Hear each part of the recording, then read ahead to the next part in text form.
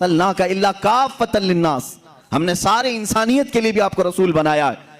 اب عزیزان گرامی وقار، کیا یہ خوشی کا لمحہ نہیں ہے؟ کیا یہ فرحت و انبساط میں جھومنے کا موقع نہیں ہے؟ اللہ کی مخلوقات کتنی ہیں؟ ہم نے پوچھا تو کہا کہ اللہ رب العزت کی مخلوقات کا تم حساب نہیں کر سکو گے، بس یہ سمجھ لینا کہ مفسرین نے فرمایا ہے جس طرح تم ایک عالم میں جی رہے ہو، ایک دنیا میں جی رہے ہو، اس طرح کے 18,000 عالم اور ہیں۔ ایک عالم میں کتنی مخلوقات ہیں یہ ہمیں نہیں معلوم، کتنے قسم کے کیڑے پائے جاتے ہیں، کتنی قسم کی مچھلیاں پائی جاتی ہیں، کتنے قسم کے چرند پرند پائے جاتے ہیں، یہ ہمیں نہیں معلوم، اس عالم میں موجود مخلوقات نہیں معلوم، لیکن فرمایا گیا کہ اس طرح کے 18,000 عالم اور ہیں، ان عالموں کے متعلق ہمیں کہاں معلوم، لیکن اللہ نے اپنے اس آخری رسول کو صرف اس عالم کا رسول نہیں، سارے 18,000 عالموں کا رسول بنایا ہے۔ سارے 18,000 عالموں کے وہ رسول ہیں، جہاں جہاں میرے رب کی خدائی ہے وہاں میرے رسول کی رسالت بھی ہے۔ میرے آقا صلی اللہ تعالیٰ علیہ وسلم ان کے لیے رسول ہیں۔ اب آؤ میرے عزیزوں، میں آپ کو پوچھنا چاہتا ہوں، کیا وہ فرشتوں کے رسول ہیں یا نہیں؟ جبرائیل و میکائیل و اسرافیل و اسرائیل کے رسول ہیں یا نہیں؟ تمام ملک اعلیٰ کے رسول ہیں یا نہیں؟ جنات کے رسول ہیں یا نہیں؟ تمام مخلوقات کے وہ رسول ہیں یا نہیں؟ ہر مسلمان یہ کہے گا، عقیدہ میرا بھی یہی ہے، وہ ہر عالم کی ہر مخلوق کے رسول ہیں۔ اب ہمیں خوشی کس بات کی ہے؟ اسی بات کی ہے وہ ہر عالم کی رحمت ہیں، کسی عالم میں رہ جاتے یہ ان کی مہربانی ہے کہ یہ عالم پسند آیا۔ جب وہ رسول 18,000 عالموں میں سے اس عالم کو پسند کر کے اس عالم میں جلوہ گر ہوئے تو کیا خوشیاں منانا اس عالم والوں کے لیے فرض نہیں ہے؟ یہی تو مدینے والوں نے پکار کر کہا تھا، وجبت شکر علینا ما دعا للہ داعی، یہ اللہ کا رسول جب تک لوگوں کو بلاتا رہے گا، اے لوگوں ہم سب پر اس کا شکر واجب ہے۔ اس لیے اللہ کا بھی شکر واجب ہے کہ مولا تو کہیں پر بھی اپنے رسول کو رکھ سکتا، فرشتوں میں رکھتا، عالم جنات میں رکھتا، عالم نباتات، عالم دیگر عالموں میں رکھتا، لیکن اللہ رب العزت نے انسانوں کے عالم میں اپنے رسول کو بھیجا ہے۔ اب آؤ میرے عزیزو، یہاں سے ہماری گفتگو شروع ہوتی ہے۔ آج ولادت باسعادت کے مقدس احوال ہمیں سننا ہے اور سنانا ہے۔ رسول پاک صلی اللہ تعالیٰ علیہ وسلم کی میلاد مبارکہ، میلاد کا مطلب یہ عربک ورڈ ہے، میلاد پیدائش کو کہتے ہیں، جیسے آپ کہتے ہیں برتھ ڈے کا مطلب ہوا پیدائش کا دن۔ اب عرب میں اسی کا ٹرانسلیٹ کریں تو یوم المیلاد کہتے ہیں، وہاں پر ہیپی برتھ ڈے کرنے کے لیے بھی عید میلاد کہتے ہیں۔ کسی کی بھی، صرف حضور پاک صلی اللہ تعالیٰ علیہ وسلم کے لیے نہیں، عرب والوں کو جا کر کے آپ پوچھیں، عرب والوں سے پوچھیں آپ ایک دوسرے کے برتھ ڈے پہ وش کیسے کرتے ہیں، تو کہتے ہیں عید میلادک، تمہاری میلاد کی خوشی ہو، ہیپی برتھ ڈے ٹو یو، آپ یہاں یہ کہتے ہیں انگلش میں، آپ کو آپ کا پیدائشی دن مبارک ہو۔ عرب والے اس کو عید میلاد کہتے ہیں، میلاد کی خوشی ہو۔ میرے عزیزو، آج میرے کئی ساتھیوں میں بھی عربی لوگ اپنے فیس بک پہ، اپنے دیگر سوشل سائٹس پہ ایک دوسرے کو وش کرتے رہتے ہیں کہ تیری میلاد کا دن خوشی ہو، تجھے مبارک ہو۔ سوچو، دنیا میں ایک دوسرے کو وش کر سکتے ہو، اس کی کوئی حیثیت معلوم نہیں ہمیں، چور ہے کہ ڈکیت ہے کہ ظالم ہے کیسا ہے، پھر بھی ہم کہتے ہیں تیری پیدائش کا دن تجھے مبارک ہو۔ ذرا سوچو، ذرا اپنے دل پر ہاتھ رکھ کر، وہ نور خدا جو پوری کائنات کو گناہوں سے آزاد کرنے کے لیے آیا، وہ رحمت للعالمین جو ہر ایک کے لیے رحمت بن کر کے آیا اور رب تبارک و تعالیٰ سے بچھڑے ہوئے بندوں کو اس سے ملانے آیا، کیا اس کا دن ہمارے لیے خوشی کا دن نہیں ہوگا؟ کیا ہم اپنے رسول کے دن کو، میلاد کے دن کو ایک دوسرے کے لیے وش نہیں کر سکتے؟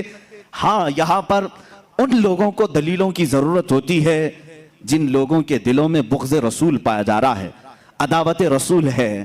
اسی لیے دلیلیں اپنی جگہ پر میں پیش کروں گا، میلاد منانے کے ثبوت کیا ہیں، دلائل کیا ہیں، قرآن پاک سے بھی ثابت ہے میرے عزیز۔ قرآن پاک سے میں آپ سے پوچھوں کہ اللہ رب العزت نے قرآن پاک میں ایک آیت نازل فرمائی جو عیسیٰ علیہ السلام کے متعلق ہے، انہوں نے دعا کی تھی، ربنا انزل علینا مائدۃ من السماء تکون لنا عیدا لاولنا وآخرنا، اے ہمارے رب آسمان سے ایک دسترخوان اتار۔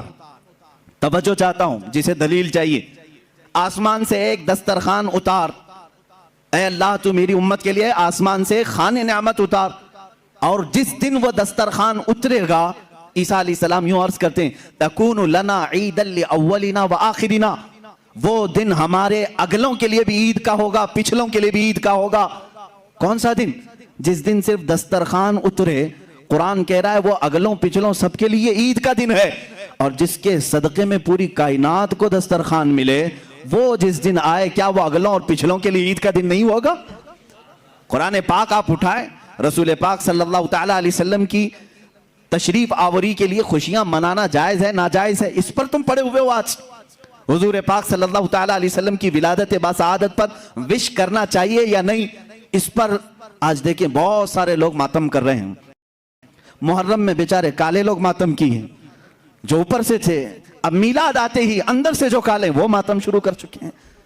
ان کا صرف اور صرف یہی کہنا ہے رسول کی میلاد یہ صرف بریلویوں کا ہے، اور اسی لیے میں نے شاید کل یا پرسوں کہا تھا، سنی ہو آپ سب سے کوئی پوچھے تو یہی کہو میلاد منانا کہاں لکھا ہے؟ سنیوں کی قسمت میں لکھا ہے۔ ٹھیک ہے، یہ ہماری قسمت میں لکھا ہے۔ قرآن کی آیت کے ذریعے سے بھی میں تمہیں بتاتا ہوں، اللہ رب العزت فرما رہا ہے قُلْ بِفَضْلِ اللَّهِ وَبِرَحْمَتِهِ فَبِذَلِكَ فَلْيَفْرَحُوا۔ 11ویں پارے کی آیت ہے، اللہ فرما رہا ہے اے رسول آپ فرما دیں اپنی امت سے کہ جب جب اللہ کا تمہارے پاس فضل آئے، اللہ کی رحمت اترے، فَبِذَلِكَ فَلْيَفْرَحُوا۔ اللہ تعالیٰ فرما رہا ہے، قرآن کی آیت لفظ پر توجہ دو، قُلْ بِفَضْلِ اللَّهِ وَبِرَحْمَتِهِ، اے محبوب آپ فرما دیں اللہ کا فضل جب اترے اور اللہ کی رحمت جب تمہارے اوپر آئے، فَبِذَلِكَ فَلْيَفْرَحُوا، تو یہ جیسے ہی ملے امت کو چاہیے کہ وہ خوب خوشیاں منائے۔ کون کہہ رہا ہے؟ رب ذوالجلال۔ وہ فرما رہا ہے جب جب میں تم پر فضل اتاروں اور رحمت اتاروں تو تم سب کے سب مل کر خوشیاں مناؤ۔ فَلْيَفْرَحُوا، سب کے سب چاہیے کہ خوشیاں منائیں۔ اس صیغے پر، اس لفظ پر توجہ دیں۔ پھر میں نے پوچھا اے رب ذوالجلال تیری رحمت ہے کیا؟ جب وہ اترے تو ہمیں خوشیاں منانا چاہیے، تیری رحمت کیا ہے؟ رب تعالیٰ نے فرمایا وَمَا أَرْسَلْنَاكَ إِلَّا رَحْمَةً لِلْعَالَمِينَ، تجھے معلوم نہیں محمد عربی صلی اللہ علیہ وسلم کو ہم نے پورے جہانوں کے لیے رحمت بنا کر بھیجا ہے، تو جب وہ رحمت آئے تو چاہیے کہ خوشیاں منائیں۔ اب یہ قرآن کے حکم سے ہے، جس وقت تم پر کوئی فضل آئے، کوئی رحمت آئے تو خوشیاں منانا چاہیے۔ اب مجھے بتاؤ رسول رحمت بن کر آئے یا نہیں؟ رسول رحمت بن کر آئے یا نہیں؟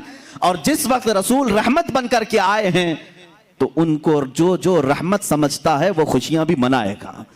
اور خوشیاں کون نہیں منائے گا؟ جس کے لیے وہ زحمت ہو، جس کے لیے زحمت ہو وہ خوشیاں نہیں منائے گا۔ اس کو بھی شاعر نے، عاشق رسول نے اپنے شعر میں پرو کر کے کہا ہے نثار تیری چہل پہل پر ہزاروں عیدیں ربیع الاول، سوائے ابلیس کے جہاں میں سبھی تو خوشیاں منا رہے ہیں۔ اس لیے کہ روایات میں جس دن رسول کریم صلی اللہ علیہ وسلم کی ولادت ہوئی اس دن شیطان اپنے پیچھے ہاتھ مارتے ہوئے چیخ مار رہا تھا اور مٹی اٹھا کر اپنے سر پر مار رہا تھا اور گھوم گھوم کر کے چلا رہا تھا کہ میری ساری محنتیں برباد ہوئیں، ساری محنتیں غارت ہو گئی۔ وہ اپنے چیلوں میں، اپنی ذریت میں یہ پکار پکار کر کہہ رہا تھا کہ ساری محنتیں رائگاں ہو گئی۔ کیوں؟ رحمت عالم نور مجسم صلی اللہ علیہ وسلم تشریف لائے۔ اس لیے کہ اب وہ شیطان سے بندوں کو آزاد کرا کر اللہ رب العزت کی وحدانیت کی طرف لانے والے تھے۔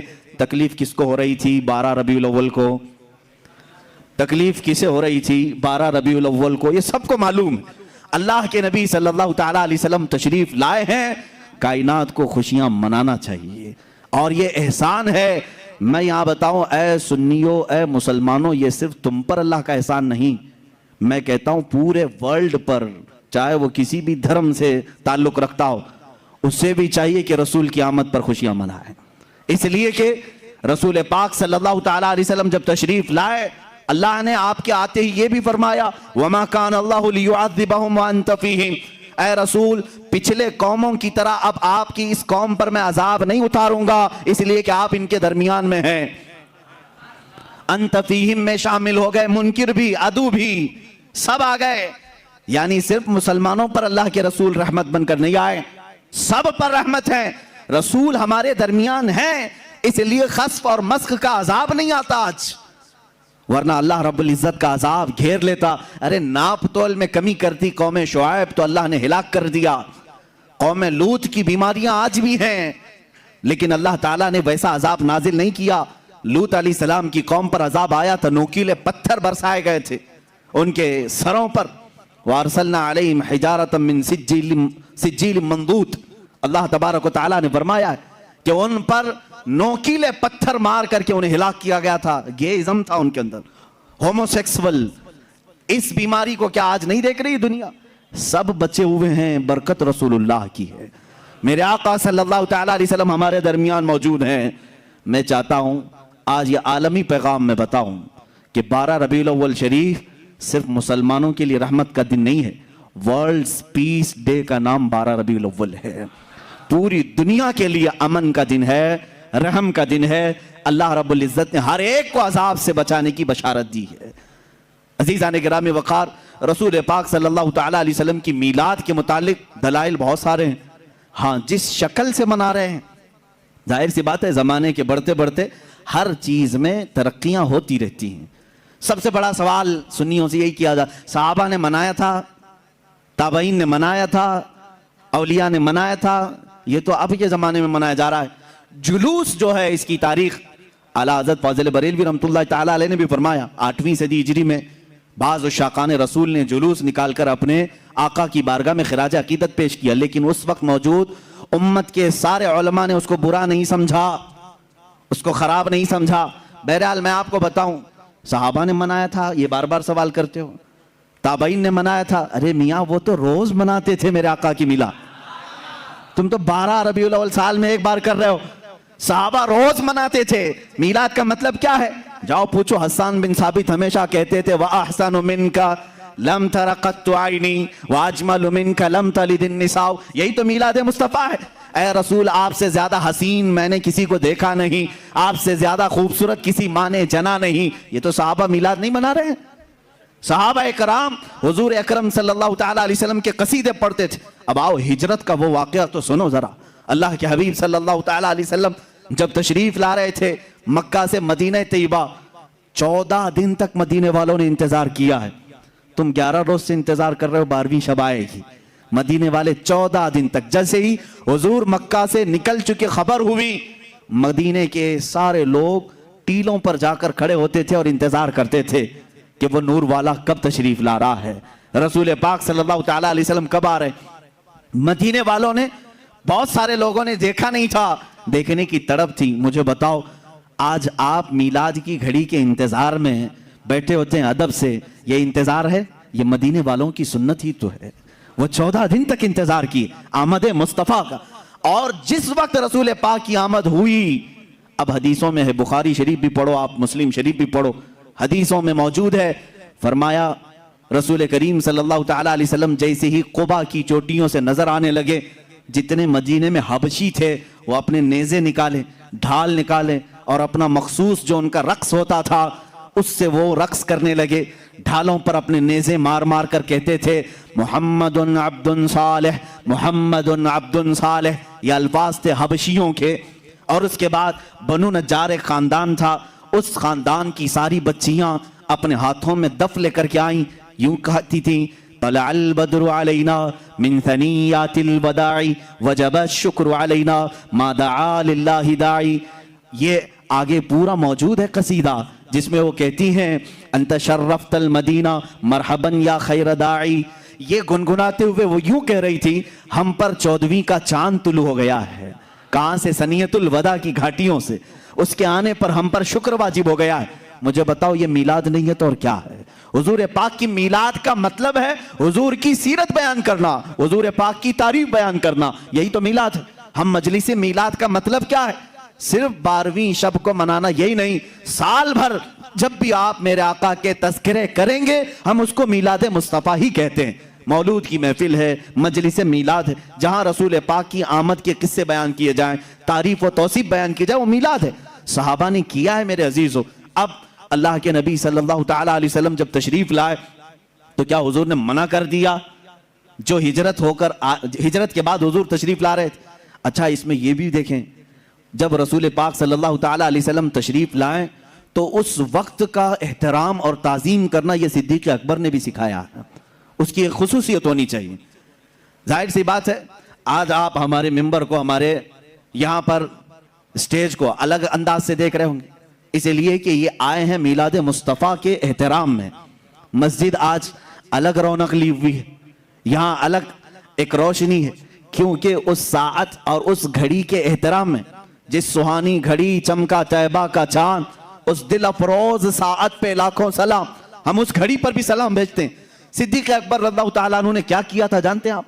مدینے والے جب دیکھ رہے تھے، گردنیں پھلان پھلان کر دیکھتے تھے، اچھل اچھل کر دیکھ رہے تھے، دور سے وہ نظر آ رہے تھے۔ آنے والوں میں دو لوگ تھے، حضور پاک صلی اللہ تعالیٰ علیہ وسلم اور حضرت ابو بکر صدیق۔ سیدنا ابو بکر صدیق رضی اللہ تعالیٰ عنہ کا عشق اور ان کا ادب بھی تو دیکھیں۔ جب مدینے والے دف بجانے لگے اور اچھل اچھل کر دیکھنے لگے، حضرت ابو بکر صدیق رضی اللہ تعالیٰ عنہ نے اپنا جبہ اتار دیا، جبہ اتار دیا، تہبند ہے، اور جبہ اتار کر ایک لکڑی میں لگایا اور حضور صلی اللہ تعالیٰ علیہ وسلم کے اوپر جھنڈے کی طرح ہلانے لگے۔ حضور پاک صلی اللہ تعالیٰ علیہ وسلم کے چہرے پاک کے اوپر ہلانے لگے۔ کیوں کیا ایسا انہوں نے؟ کیوں کیا؟ یہی تو ہم بھی کہتے ہیں، جب وہ آمد مصطفیٰ ہو تو ہم لہراتے ہیں، لوگوں کو بتاتے ہیں کہ یہ گھڑی عام گھڑی نہیں ہے۔ حضرت ابو بکر صدیق نے یوں کیا۔ حضور پاک صلی اللہ تعالیٰ علیہ وسلم نے ان سے پوچھا بھی، ابو بکر اتنے دن سے مکہ سے چلے یہاں تک پہنچے، وہ آپ نے جبہ اتارا نہیں، لہرایا نہیں، مدینہ قریب آیا اور تم یہ اپنا جبہ اتار کر کے لہرا رہے ہو؟ صدیق اکبر کے عشق کو لاکھوں سلام، ادب و احترام کو لاکھوں سلام۔ عرض کرتے ہیں، آقا بہت سارے مدینے والوں نے آپ کو اب تک دیکھا نہیں، میں یہ سوچتا ہوں کہیں وہ غلطی سے مجھے رسول نہ سمجھ لیں، میں نے اپنا جبہ اتار دیا ہے تاکہ مدینے والوں کو پتہ چلے آقا اور ہے، غلام اور ہے۔ جھنڈے لہراتے ہیں تو پتہ چلتا ہے آقا تشریف لا رہے ہیں۔ یہ صدیق اکبر نے کر کے بتایا ہے، جب رسول تشریف لا رہے ہوں تو جھنڈے لہرائے جاتے ہیں، اس لیے کہ اس گھڑی کا ادب ہو، اس کا احترام ہو۔ مدینے والوں نے دیکھ کر ہی پہچان لیا، جو لباس اتار کر آ رہا ہے وہ غلام رسول ہے، اور جس کے سر پر جھنڈا لہرا رہا ہے اگرچہ جبے کا ہو، وہ محمد الرسول اللہ ہے۔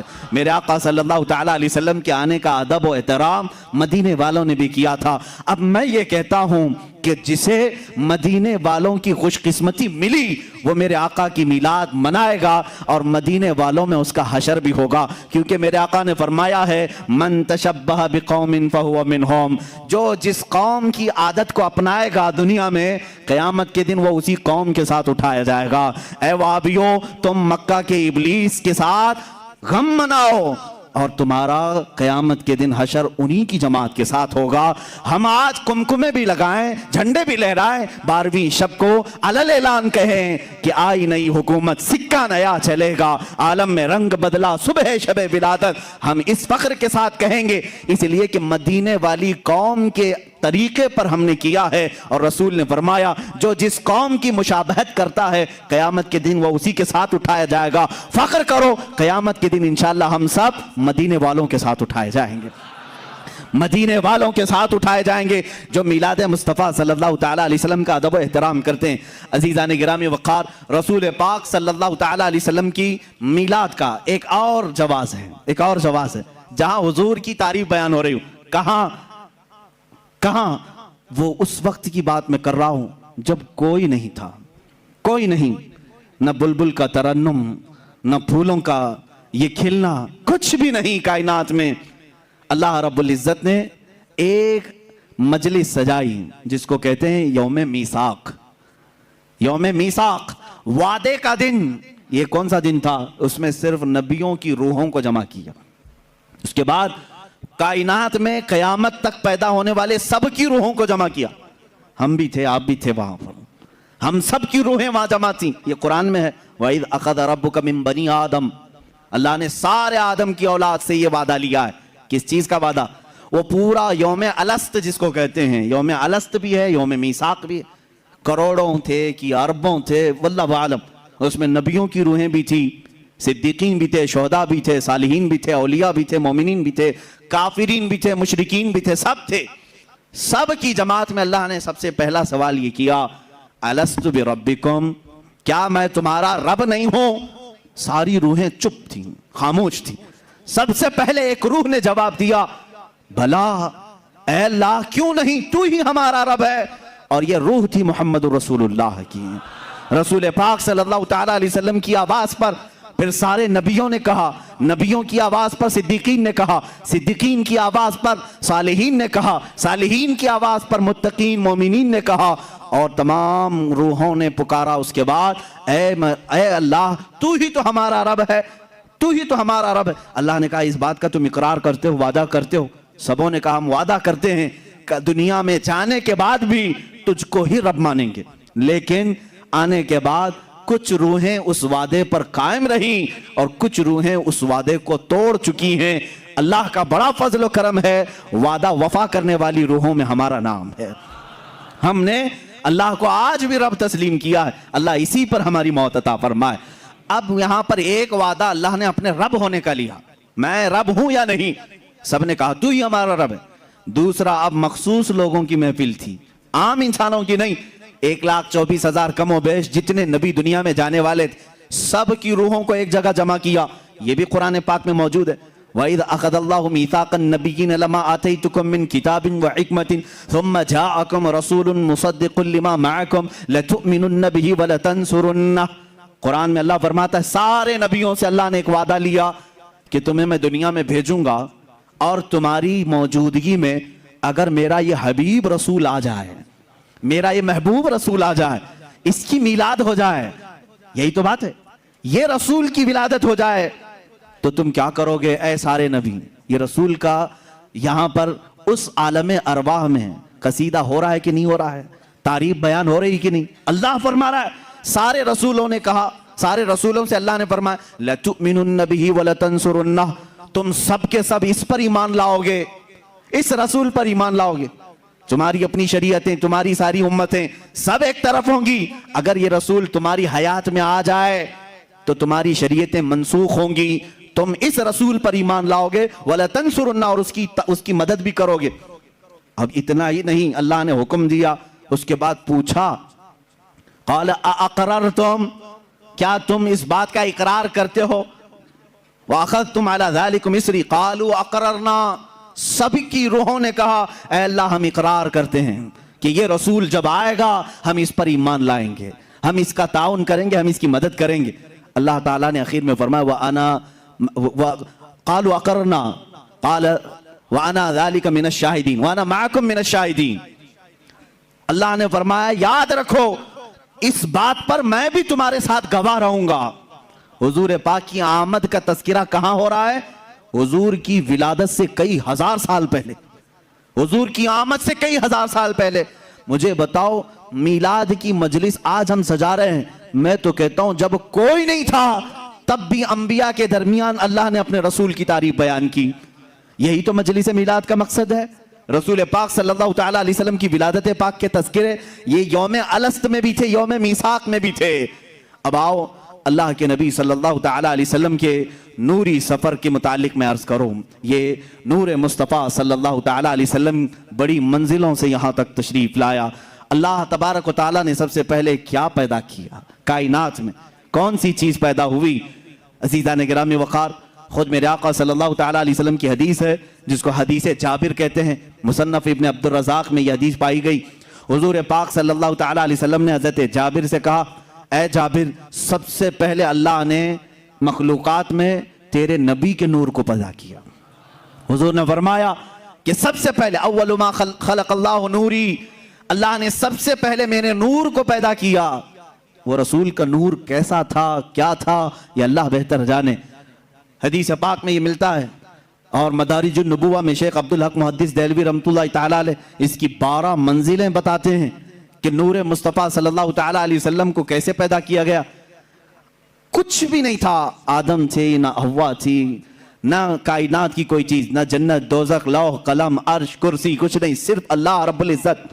اللہ تعالیٰ فرماتا ہے كنت كنزا مخفيا فأردت أن أعرف فخلقت الخلق، او كما قال رسول اللہ صلی اللہ علیہ وسلم۔ یہ حدیث قدسی ہے، یعنی اللہ خود فرما رہا ہے، رسول کی زبان ہے۔ میرے آقا فرماتے ہیں اللہ نے فرمایا كنت كنزا مخفيا، میں ایک چھپا ہوا خزانہ تھا۔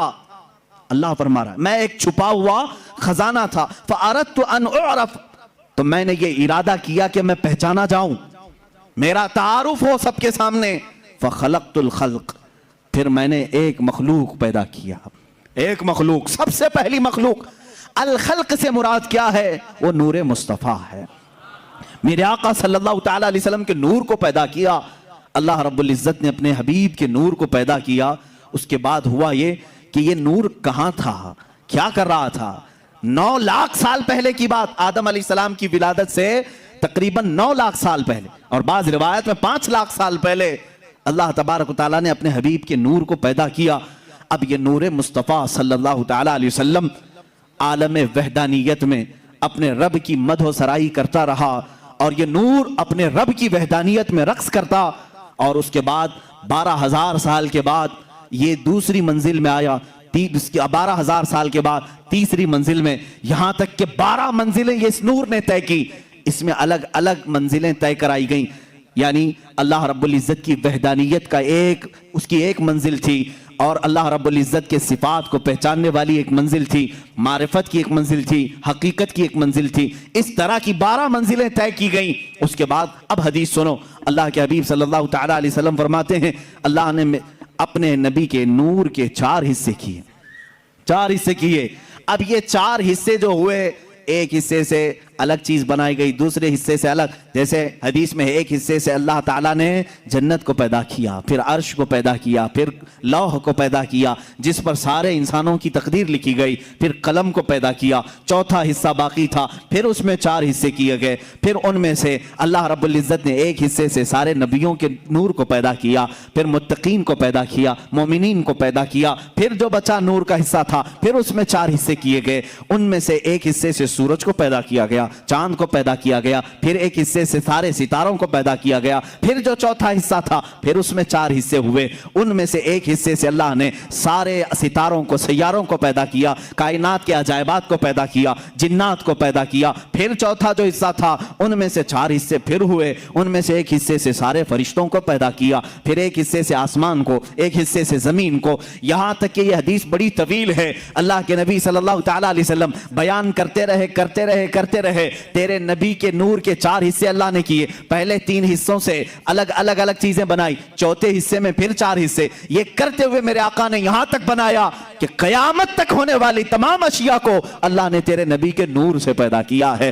رسول پاک صلی اللہ تعالیٰ علیہ وسلم کے نور سے ساری کائنات کی ہر چیز کو پیدا کیا. اسی لیے ہم یہ کہتے ہیں وہ جو نہ تھے تو کچھ نہ تھا, وہ جو نہ ہو تو کچھ نہ ہو, جان ہے وہ جہان کی, جان ہے تو جہان ہے. میرے آقا جانے کائنات ہیں, اصل کائنات ہیں, مقصد کائنات ہیں. اللہ رب العزت نے میرے آقا صلی اللہ علیہ وسلم کے نور کو اتنی منزلوں سے گزارا. اس کے بعد اب اندازہ کریں آپ, حضور پاک صلی اللہ تعالیٰ علیہ وسلم کے نور کے ایک حصے سے جو سورج بنا ہے, جو ستارے بنے, جو چاند بنے, ان میں اتنی روشنی ہے کہ پوری کائنات کو چمکا رہے ہیں.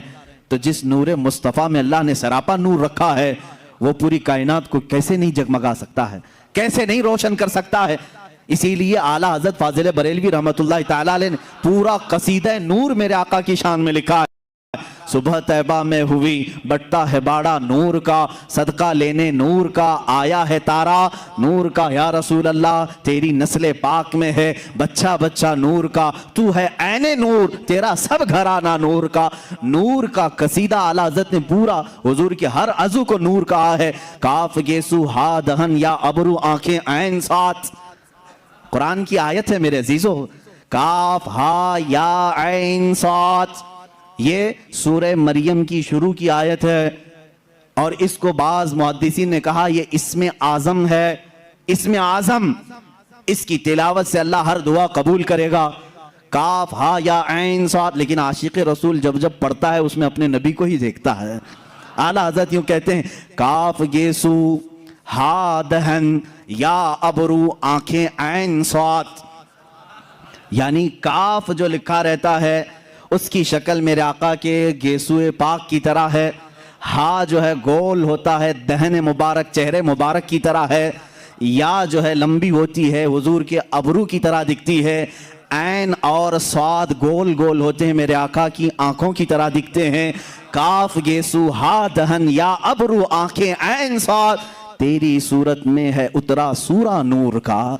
मेरे आका सल्लल्लाहु ताला अलैहि वसल्लम के चेहरे पाक पर भी कुरान की आयतें आई हुई। अजीज़ान गिरामी वक़ार, रसूल पाक सल्लल्लाहु ताला अलैहि वसल्लम ने जो मंजिलें तय फरमाई, अब वो अल्लाह के हबीब सल्लल्लाहु ताला अलैहि वसल्लम 9 लाख साल के बाद हो या 5 लाख साल के बाद हो, जब अल्लाह ताला ने मखलूक़ात को पैदा करना चाहा तो सबसे पहले आदम अलैहिस्सलाम को पैदा किया।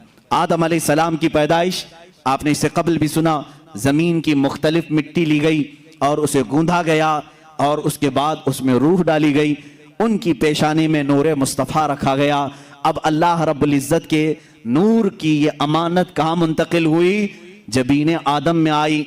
बाज़ आशिकान रसूल तो ये भी कहते हैं अल्लाह ताला ने आदम अलैहिस्सलाम को जब पैदा किया और सारे फरिश्तों से कहा उसजुदू li आदम, आदम को सजदा करो, तो उनको जो सजदा करने का हुक्म दिया गया था, असल वजह तो वो नूर मुस्तफ़ा ही था। वो नूर मुस्तफ़ा जो जबीन आदम में था, पेशानी आदम में जगमगा रहा था, आदम अलैहिस्सलाम ने वो अमानत उठाई, संभाली, इसलिए कि अल्लाह रब्बुल इज़्ज़त ने अपने हबीब सल्लल्लाहु ताला अलैहि वसल्लम के नूर पाक को आदम अलैहिस्सलाम की पेशानी में रखा। तो सिर्फ ये नहीं कि उन्हें मालूम भी नहीं था, बल्कि मैं आपको ये सफ़र मुबारक भी बता दूं जो हमारी आदत है। हम रसूल पाक का शजरे पाक भी तिलावत करते हैं। अल्लाह के हबीब सल्लल्लाहु ताला अलैहि वसल्लम के शजरे पाक की तासीर भी ये है, अल्लाह ताला उसके ज़रिए से ज़ुबानों में सलासत अता करता है, रिज़्क़ में बरकत देता है। इसलिए कि हमारे आपके दूसरों के नसब का तो छोड़ो, कायनात का जो सबसे अफजल व आला रसूल है उसके शजरे नसब में बड़ी तासीर है। मैं आपको ये बताऊं, इस नूर ने जो मंजिलें तय की, ये नूर मुस्तफ़ा सल्लल्लाहु ताला अलैहि वसल्लम 5 लाख साल या 9 लाख साल अपने रब्बे ज़ुल जलाल के जिलों में रहा। अल्लाह ने उसके बाद उसी नूर के हिस्सों से जन्नत भी बनाई, लौह भी बनाया, अर्श भी बनाया, कुर्सी भी बनाया, कलम भी बनाया, सारी चीज़ें बनाई। इसी को तो इकबाल ने कहा है, लौह भी तू, कलम भी तू, तेरा वजूद अल किताब। यानी हदीस में है ना, बाज़ हदीसों में ये है, हुजूर ने फरमाया सबसे पहले अल्लाह ने लौह को बनाया, तख्ती। एक हदीस में सबसे पहले अल्लाह ने कलम को पैदा किया। पैदा करने वाली चीजों में सबसे पहले अल्लाह ने लौह को बनाया। एक हदीस में है कलम को बनाया, और एक हदीस में अलग तो पूछा गया किसको किसको पहले बनाया, और एक हदीस में तो हुजूर फरमा रहे मेरे नूर को सबसे पहले पैदा किया। ये 3 अलग अलग चीजें हुई। तो पहले है कौन? लौह को पहले पैदा किया कि कलम को पहले पैदा किया या नूर मुस्तफ़ा को? इकबाल जैसा आशिक जो है यहां पर हमारे जहनों को करीब करके समझाता है, इसमें टेंशन लेने की जरूरत नहीं, किसको पहले पैदा किया। इकबाल का शेर ये कहता है, या रसूल अल्लाह लौह भी तू, कलम भी तू, तेरा वजूद अल किताब। जिसको अल्लाह ने पहले पैदा किया वो शक्ल तो आप ही की थी। लौह से मुराद आप ही हैं, कलम से मुराद आप ही हैं, किताब से मुराद भी आप ही हैं। लौह भी तू, कलम भी तू, तेरा वजूद अल किताब, गुंबदे आबगीना रंग तेरे वजूद में हबाब। अजीज़ान गिरामी वक़ार, रसूल पाक सल्लल्लाहु ताला अलैहि वसल्लम की ये जो मंजिलें हैं, जबीन आदम में आए, अब जब दुनिया से, जब जन्नत से उतर कर दुनिया में आए, रसूल पाक सल्लल्लाहु ताला अलैहि वसल्लम का नूर लेकर के ही दुनिया में आए। यहाँ जब आए 350 साल तक हज़रत हव्वा से अलग रहे, फिर उसके बाद मुलाकात हुई, हज़रत आदम अलैहिस्सलाम की तौबा भी कबूल हुई मुस्तफ़ा करीम के वसीले से। हुज़ूर पाक सल्लल्लाहु ताला अलैहि वसल्लम के वसीले से ही आदम अलैहिस्सलाम की तौबा कबूल हुई। अल्लाह रब्बुल इज़्ज़त ने दोनों को मिलाया, शोहर और बीवी को, जिनका निकाह जन्नत में हो चुका था।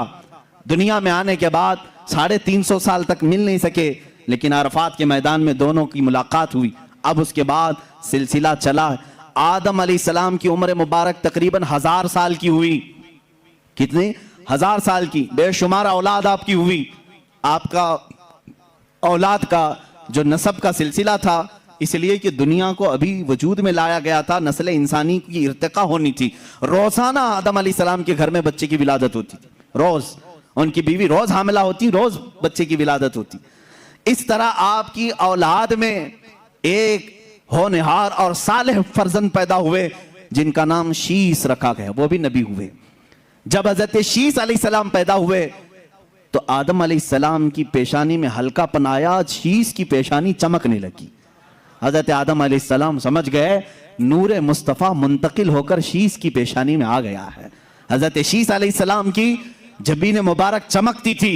मेरे अजीजों, ये चमक जो है हुजूर के सारे आबा व अजदाद में पाई गई। سارے حضور کے جتنے باپ آدم علیہ السلام تک آتے ہیں نسب میں، سب کی پیشانیاں چمکتی تھی۔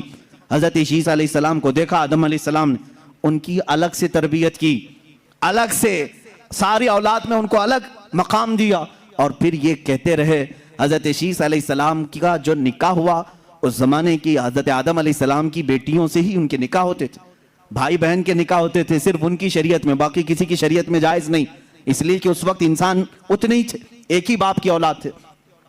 اپنی بیٹیوں میں جو سب سے پاکیزہ تھی آدم علیہ السلام نے ان کے ساتھ حضرت شیس کا نکاح کیا۔ شیس علیہ السلام کے نکاح کے بعد چند ہی دنوں کے بعد دیکھا گیا شیس علیہ السلام کی جبین مبارک سے وہ نور غائب نظر آ رہا ہے۔ انہوں نے بھی سمجھ لیا کہ یہ نور منتقل ہو چکا ہے حضرت شیس علیہ السلام سے، یہ نور مصطفیٰ صلی اللہ تعالیٰ علیہ وسلم یانش میں آیا۔ یہ یانش حضرت شیس علیہ السلام کی اولاد میں سب سے بڑے تھے اور سب سے زیادہ پرہیزگار، اپنے باپ کے وفادار، اتنے اعلیٰ اخلاق تھے۔ ان کو دیکھ کر کے بھی شیس علیہ السلام نے تربیت کی، الگ سے ان کی تربیت کی اور بتایا کہ بیٹا تمہارے پاس اللہ نے ایک بہت بڑی امانت رکھی ہے، تم ادھر ادھر نظر نہیں کرو گے، تمہارا ہر عضو تمہارا ہر لمحہ پاک ہونا چاہیے، اس لیے کہ تمہارے پاس اللہ کی ایک بہت بڑی امانت۔ دیکھیں اس امانت کو ہر باپ نے محفوظ رکھا اور تربیت بھی ویسی کی۔ حضرت یانش کا جب نکاح ہوا وہ بھی اپنے اشرف خاندان میں، اعلیٰ خاندان میں، جب ان کے گھر ان کی دلہن آئی چند سالوں کے بعد حضرت یانش کی پیشانی مبارک سے بھی وہ نور غائب نظر آیا۔ انہوں نے محسوس کر لیا کہ نور منتقل ہو چکا ہے۔ یہ اس زمانے میں سب کو دکھتا بھی تھا، معلوم بھی ہوتا تھا۔ میاں سب کی پیشانیاں لوگ تو دیکھتے ہوں گے، لیکن ایک پیشانی اگر سورج سے زیادہ چمکنے لگے تو سب کو پتہ ہی چل جائے گا یہ کوئی عام انسان نہیں، اس کے پاس کوئی خصوصیت تو ہے۔ اور جس کے پاس یہ نور ہوتا تھا، ہر زمانے کی بات یہ ہے، اس شخص سے شادی کرنے کے لیے ہر عورت بےتاب رہتی تھی۔ ہر عورت جو اس زمانے کی مخصوص عورتیں ہوتی وہ یہ نور کو دیکھتی اور پیغام نکاح بھیجتی، اور جس نصیب والی عورت کے حصے میں وہ آتا وہ دلہن بن کر کیا تھی۔ حضرت یانش کے بعد ان کے بیٹے قینن تھے، قینن کی پیشانی پاک میں وہ نور مصطفیٰ منتقل ہوا۔ رسول پاک صلی اللہ تعالیٰ علیہ وسلم کے نور کی یہ منزلیں ہیں جو سفر کر رہی ہیں۔ نور خدا چلتا ہوا آدم کی جبین میں، جبین آدم سے شیس کی جبین میں، جبین شیس سے یانش کی جبین میں، جبین یانش کی سے قینن کی جبین میں، اور یہاں قینن کی جبین سے پیشانی سے حضرت محلیل کی جبین پاک میں آیا۔ محلیل سے یرد میں، یرد سے ادریس میں، ادریس سے ادریس علیہ السلام کا نام متوشلخ بھی ہے، متوشلخ سے یہ نور مصطفیٰ صلی اللہ علیہ وسلم لامک میں آیا۔ لامک سے حضرت نوح علیہ السلام، جو حضرت نوح علیہ السلام اولاد آدم میں دوسرے رسول بھی ہیں۔ نوح علیہ السلام کی جبین مبارک خوب چمکتی رہی، اور پھر یہ نور محمدی صلی اللہ تعالیٰ علیہ وسلم ان کے بیٹے سام میں آیا۔ سام سے یہ نور ارفخشد میں آیا، ارفخشد سے پھر شالخ میں آیا، شالخ سے پھر ایبر میں آیا، ایبر سے یہ نور فالخ میں آیا، فالخ سے یہ راعو میں آیا، راعو سے یہ صاروخ میں آیا، صاروخ سے یہ پھر ناحور میں آیا، ناحور سے پھر تارح میں، تارح سے پھر یہ جبین مصطفیٰ نور مصطفیٰ سیدنا ابراہیم خلیل اللہ کی پیشانی میں آیا۔ ابراہیم خلیل اللہ علیہ الصلوۃ والتسلیم کی پیشانی مبارکہ خوب جگمگاتی رہی۔ آپ نے 2 شادیاں کی ہیں، سارہ سے بھی ہاجرہ سے بھی۔ حضرت سارہ سے اسحاق علیہ السلام پیدا ہوئے، لیکن یہ نور منتقل نہیں تھا۔ ابراہیم علیہ السلام نے ہاجرہ سے نکاح کیا سلام اللہ علیہا، حضرت ہاجرہ سے بیٹے پیدا ہوئے اسماعیل علیہ السلام، پھر یہ نور مصطفیٰ جبین اسماعیل میں آ گیا۔ اسماعیل علیہ السلام کا مشہور واقعہ تمہیں معلوم ہوگا، اللہ نے ابراہیم کو حکم دیا تھا جاؤ اپنے بیٹے کی قربانی کرو۔ حضرت ابراہیم علیہ السلام نے حکم خداوندی پر عمل کرنے کے لیے مینا کے مذبح خانے میں لائے اور ہاتھ پیر باندھ کر کے، کیا ان کی گردن پر چھری نہیں چلائی تھی؟ ہر بقرعید کو ہم یہ واقعہ سناتے ہیں، گردن پر چھری چلائی، نہ چلی۔ ابراہیم علیہ السلام نے پتھر پر چلائی، پتھر ٹکڑے ہو گیا، پھر گردن پر چلائی، نہیں چلی۔ عشاق مصطفیٰ کہتے ہیں کیسے چلے گی؟ جبین اسماعیل میں نور مصطفیٰ جگمگا رہا تھا۔ نور مصطفیٰ امانت کے طور پر اسماعیل علیہ السلام کی پیشانی میں ابھی موجود تھا، اسے کائنات میں فرش گیتی میں آنا تھا۔ اب سنو اور اس نور مصطفیٰ کی منزلیں، اس کا سفر اللہ رب العزت نے پاک اسلاب میں رکھا، پاک پشتوں میں رکھا، پاک ماؤں کے رحم میں رکھا۔ حضرت اسماعیل علیہ السلام سے پھر یہ نور مصطفیٰ صلی اللہ تعالیٰ علیہ وسلم نابت میں آیا، نابت سے یشجب میں آیا، یشجب سے تیرح میں آیا، تیرح سے ناحور میں آیا، ناحور سے مقوم میں آیا، مقوم سے ادھر उदद में आया, उदद से अदनान में आया, अदनान से फिर माद में आया, माद से नज़ार में आया। ये सब मैं मेरे रसूल पाक के आबा व अजदाद के नाम पढ़ रहा हूँ। हर नाम पर आप रज़ियल्लाहु अन्हु कहें, अलैहिस्सलाम कहें, अल्लाह उन पर सलामती भेजे। अब मैंने सुनाया अदनान तक ये नूर मुस्तफ़ा मंजिलें तय करता हुआ तशरीफ लाया। अदनान से फिर माद में, माद से नज़ार में, नज़ार से मुदर में, मुदर से इलियास में, इलियास से मुदरिका में, मुदरिका से खुज़ैमा में, खुज़ैमा से किनाना में, किनाना से नदर में, नदर से मालिक में, मालिक से फहर में, जिनको कुरैश कहा जाता है, कुरैश से गालिब में, गालिब से लुअई में, लुअई से काब में, काब से मुर्रा में, मुर्रा से किलाब में, किलाब से कुसई में, कुसई से अब्दे मुनाफ में ये नूर आया। अब्दे मुनाफ से ये नूर मुस्तफ़ा मुंतकिल होते हुए सैयदना हाशिम की जबीन पाक में आया। सैयदना हाशिम से मुंतकिल होते हुए मुस्तफ़ा का नूर सैयदना अब्दुल मुत्तलिब में आया। अब्दुल मुत्तलिब की पेशानी से ये मुंतकिल होकर आपके फर्जंद अर्जुमन सैयदना अब्दुल्लाह की पेशानी में आया। सैयदना अब्दुल्लाह की जबीन मुबारका से ये नूर मुंतकिल होकर के रजब के महीने में बीबी आमिना के शिकमे मुबारका में आया। सैयदा बीबी आमिना के शिकमे मुबारका रजब के महीने में ये नूर मुस्तफ़ा मुंतकिल हुआ। 9 माह उनकी माँ को सादतें बख्शता रहा, 9 माह उनकी माँ को उरूज बख्शता रहा। ना कोई दर्द, ना कोई कर्ब, ना कोई फिक्र। बीबी आमिना को हर तरह के दर्दों से आजादी थी, बल्कि उन्हें कभी बोझ भी महसूस नहीं हुआ। ये नूर मुस्तफ़ा बीबी आमिना के बतन से 12 रबीउल अव्वल को इस फर्शे गीती पे जलवागार हुआ। आई नई हुकूमत, सिक्का नया चलेगा, आलम में रंग बदला, सुबह शबे विलादत। मैं नूर मुस्तफ़ा सल्लल्लाहु ताला अलैहि वसल्लम की ये मंजिलें आपसे अर्ज कर रहा था कि आपका शजर नसब बड़ी बरकतों वाला है, क्योंकि कुरान कह रहा है व तक़ल्लुबका फ़िस्साजिदीन। ऐ रसूल, हमने आपके नूर को, आपके नुतफ़े को हमेशा सजदा करने वालों में रखा है। सजदा करने वालों में रसूल पाक के नूर को रखा गया। अब ये जालिम कहते हैं बीबी आमिना और हजरत अब्दुल्ला काफिर थे, मुआज़िल्लाह रब्बिल आलमीन। मेरे रसूल के बाप, मेरे रसूल की माँ, उनके लिए ऐसे नाजेबा कलमात ना इस्तेमाल करो। ए मुसलमानों, अल्लाह के नबी सल्लल्लाहु ताला अलैहि वसल्लम के नसब पर अगर तुम एतराज़ करो, और एक एतराज़ करते हैं इब्राहिम अलैहिस्सलाम के बाप आज़र थे, कुरान में आया है आज़र इब्राहिम अलैहिस्सलाम के बाप का नाम नहीं, वो उनका चचा था जो काफिर था, बुत परस्त था। इब्राहिम अलैहिस्सलाम के वालिद का नाम तारुह था, जो किताबों में मौजूद है, सही किताबों में। आदम अलैहिस्सलाम से लेकर हजरत अब्दुल्लाह तक जितनी भी पुश्तें आई, जितनी भी पीढ़ियां आई, इनमें एक भी काफिर नहीं था, एक भी मुशरिक नहीं था। अपने अपने ज़माने में या तो वो अपने नबियों के, अपने रसूलों के ज़माने में उनके उम्मती बनकर मोमिन रहे, या अगर नबी का ज़माना नहीं था तो ज़माने फ़तरत में वो मुआहिद बनकर रहे, यानी एक खुदा की इबादत करते हुए। हज़रत अब्दुल मुत्तलिब रज़ियल्लाहु ताला अन्हु हुज़ूर के दादा हैं। मुझे पूरी तारीख छान मार के बताओ, 360 बुत तो काबे के पास थे, क्या हज़रत अब्दुल मुत्तलिब ने कभी किसी बुत की पूजा की है? मैं उनसे पूछता हूँ जो रसूल पाक के वालिदैन को बुत परस्त या काफिर कहें, मैं उनसे पूछूं, अरे हजरत उस्मान के सीरत में यह मिलता है कि जिंदगी भर उन्होंने बुतों की परस्तिश नहीं की। हजरत अबू बकर की सीरत में मिलता है, यानी ईमान लाने से पहले भी उन्होंने कभी बुतों को सजदा नहीं किया था। जो नफ्स शरीफ थे पैदाइशी, वो बुतों की पूजा नहीं करते थे, आइडियल वर्शिप नहीं। आज भी जो सलीमुत्तबा लोग हैं वो आइडल वर्शिप, यानी बुतों की इबादत को वो नहीं तस्लीम करते। खुदा एक है जिसने सारी कायनात को पैदा किया, जिनको हमने अपने हाथों से पैदा किया, वो खुदा नहीं हो सकते, वो मखलूक है। तो क्या वो उसे चाहिए कि वो जिसको तुमने बुत बनाया है वो तुमको खुदा कहने लग जाए कि मुझे तो इसने बनाया है? उल्टा तुम कह रहे हो।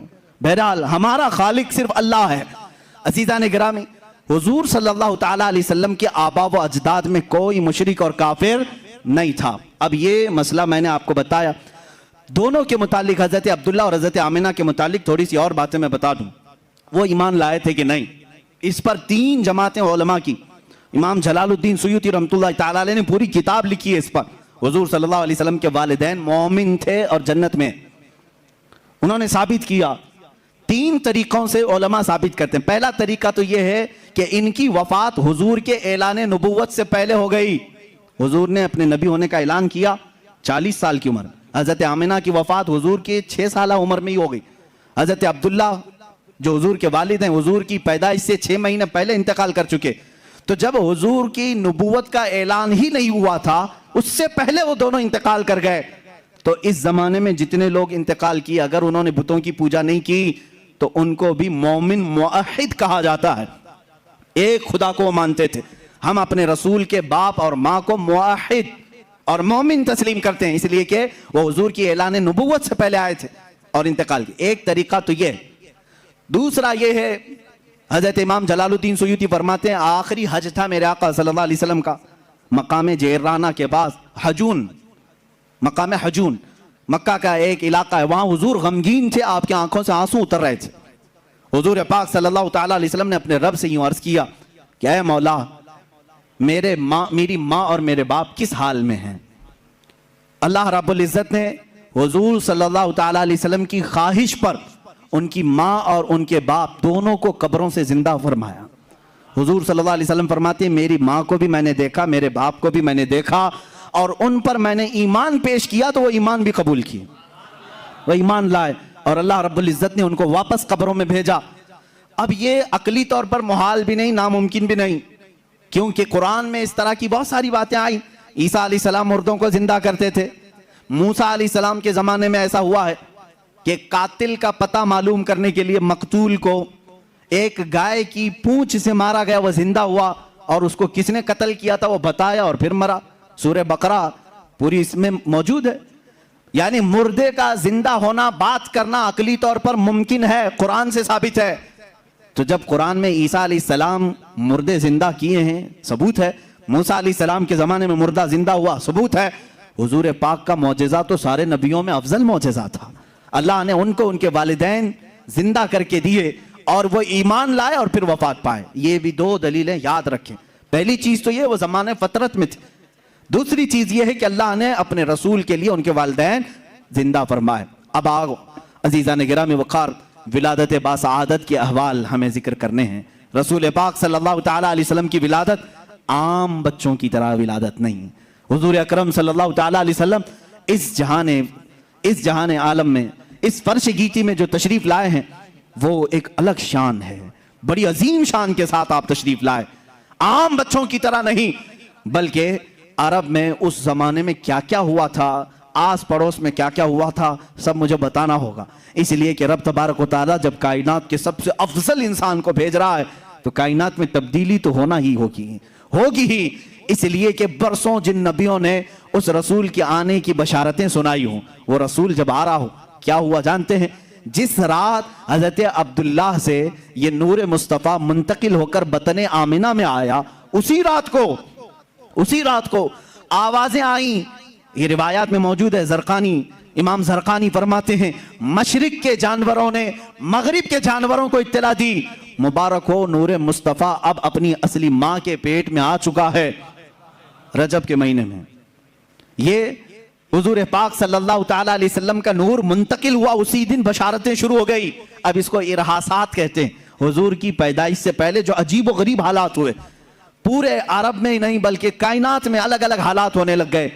جانتے ہیں حضور کی ولادت سے صرف 55 دن پہلے اصحاب فیل کا واقعہ پیش آیا. ابرہہ بادشاہ ہاتھیوں کی فوج لے کر خانہ کعبہ کو ختم کرنے آیا تھا، ڈھانے آیا تھا. لیکن کیا ہوا؟ سورہ فیل میں پڑھو الم تر کیف فعل ربک باصحاب الفیل. اس پورے سورے میں اللہ نے فرمایا ابرہہ بادشاہ کی فوج کو اللہ نے ابابیل چڑیاں بھیج کر کنکریوں سے ہلاک کر دیا. پورے کے پورے تہس نہس ہو گئے. ابرہہ کی لاش نہیں ملی، سارے فوجی مر گئے، ہاتھی سکڑ گئے. ایسا ہو گئے تھے فجعلہم کعصف مأکول. ایسا اللہ نے ان کو ہلاک کیا تھا جیسے نوچ کھائی ہوئی مرغی، یعنی چھلی ہوئی مرغی جس طرح دکھے، اس طرح پوری فوج بن گئی تھی. سارے لوگ ہلاک ہو گئے تھے. یہ صرف حضور پاک صلی اللہ علیہ وسلم کی ولادت سے 55 دن پہلے کا واقعہ ہے. اللہ نے خانہ کعبہ کی حفاظت فرمائی، اس لیے کہ مکہ مکرمہ میں رسول پاک کی جلوہ گری ہونے والی تھی. عرب میں حالات کیسے بدلے؟ موسم پورے سال کا بہت ہی خوشگوار. عرب پہلے قحط سالی سے جوجھ رہے ہوتے، زمینیں سوکھتی تھیں، فصلیں نہیں آتی تھیں. لیکن اس سال پورے عرب والے کہتے ہیں اتنی فصلیں آئیں کہ ہم نے پوری زندگی میں نہیں دیکھی. موسم میں بہار، بارشیں، خوشگوار ہوائیں اور پورے سال میں جو سب سے حسین مہینہ آتا ہے اس کو کہتے ہیں ربیع الاول. سب سے حسین مہینہ. اس کو ربیع کیوں کہا جاتا ہے؟ عرب والوں نے اس کا نام رکھا. ربیع کہتے ہیں بہار کو، جو گلابی موسم ہوتا ہے، جس میں لوگوں کو اپنے سارے وسوسے، ٹینشن، فکریں ختم کرنے کا موقع ملتا ہے. سکون کی ہوائیں آتی، نہ زیادہ گرمی، نہ زیادہ ٹھنڈی، نہ بارش، جس کو آپ ساون کا مہینہ کہہ لیں. تو عرب میں جو پہلی بہار آتی تھی اس کو ربیع الاول کہا جاتا ہے.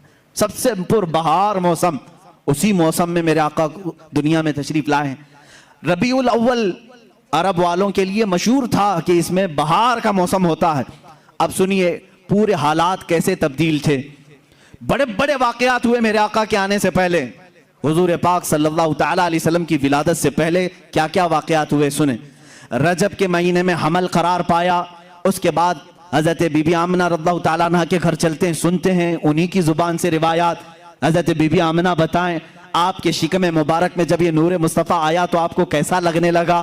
حضرت آمنہ فرماتی ہیں میں نے اور عورتوں سے سنا تھا کہ حمل کے درد بہت ہوتے ہیں، لیکن جب میرا بیٹا میرے شکم میں آیا مجھے حمل کا کوئی درد نہیں تھا، کبھی کوئی تکلیف نہیں ہوئی، نہ پیر بوجھل، نہ قے آنا، نہ سر چکرانا. دنیا کی ہر ماں کو حمل کے آثار پیش آتے ہیں، یہ تکلیفیں وہ اٹھاتی ہیں، مگر کائنات کی ایک ماں نے کوئی تکلیف نہیں اٹھائی. کیوں اٹھائے؟ اس لیے کہ وہ غموں سے آزاد کرنے والا رسول اس کے شکم پاک میں ہے. ہر درد سے، ہر بے کسی کی فریاد رسی کرنے والا رسول اس کے شکم پاک میں ہے. بی بی آمنہ رضی اللہ تعالیٰ عنہ کے زبان مبارک سے ہم روایات سنتے ہیں. اس سے پہلے مشہور محدثین نے جو روایات بیان کیے ہیں فرماتے ہیں کہ ایران میں کسرا کی حکومت تھی. کسرا بادشاہ اتنا بڑا سپر پاور کہ اس نے ایک محل بنایا تھا جس کی حفاظت کے لیے 1,00,000 فوج ہوا کرتی تھی، اور اس کا دعویٰ تھا کہ اس قلعے کو، اس محل کو کوئی بھی ٹکر دے کر گرا نہیں سکتا. بعض تاریخی روایات کے مطابق جو آج مدین سلمان پاک جو عراق میں ایک شہر کا نام ہے، آج بھی وہاں وہی قلعہ موجود ہے. ہم عراق جب زیارتوں کے لیے جاتے ہیں تو وہ بھی دیکھ کر آتے ہیں. کسرا کا محل اسے کہتے ہیں. آج اندازہ کرو 3,000 سال سے یا 2,000 سال سے وہ محل اسی طرح سلامت ہے. اس زمانے میں کتنا مضبوط رہا ہوگا، کتنا پاور اس کے اندر رہا ہوگا. مضبوط، ایک پلر بھی نہیں ہے لیکن چھت آج بھی کھڑی ہے. وہ کسرا کا محل تھا. اور پھر مشہور ایران کی ایک آگ تھی جس آگ کی پوجا کی جاتی تھی، اور بے شمار لوگ اس کے سامنے نظر مانتے تھے، اعتکاف کرتے تھے، چڑھائی کرتے تھے. اور وہ کب سے جل رہی تھی؟ 1,000 سال سے جل رہی تھی. 1,000 سال سے اس آگ کو بجھنے نہیں دیا تھا پنڈتوں نے. جہاں وہ تھوڑی سی دھیمی ہو جائے تیل ڈال دیں یا لکڑیاں بھڑکا دیں، لیکن اس آگ کو صبح، دوپہر، شام، رات کسی لمحے بجھنے نہیں دیا جاتا تھا. وہ آگ جل رہی تھی 1,000 سال سے. کسرا کا محل بڑا قیمتی، بڑا مضبوط. اور 2 نہروں کے بارے میں روایات میں ہے. بحیرہ ساوا، ایک علاقہ ہے کاشان. کاشان یہ ایران کا علاقہ ہے.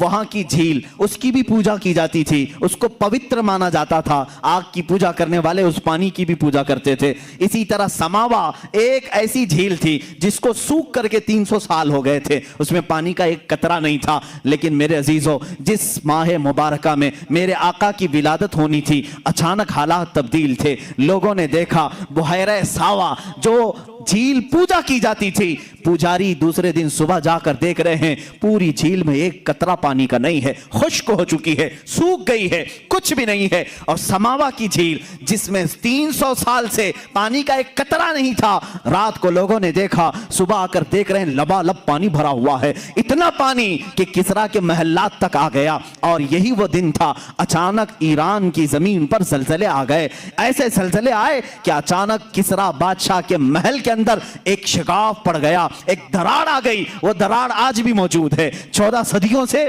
آج بھی وہ دراڑ دیوار میں ہے. اتنی بڑی دراڑ آئی کہ ایک آدمی اس کے اندر سے پاس ہو سکتا ہے، گزر سکتا ہے. جس کا دعویٰ تھا اسے کوئی گرا نہیں سکتا. اچانک شگاف پڑ گیا، دیوار میں سوراخ پڑ گیا، اور جو کنگورے لٹکائے جاتے تھے وہ سونے کے کنگورے ہوتے محل کے اندر، وہ سارے کے سارے زمین پر نیچے گر چکے تھے، سب نیچے آ گئے تھے. اور جتنے بت تھے خانہ کعبہ کے اندر اور دیگر جگہوں پر دوسرے دن دیکھا گیا سب کے سب اوندھے منہ گرے ہوئے تھے.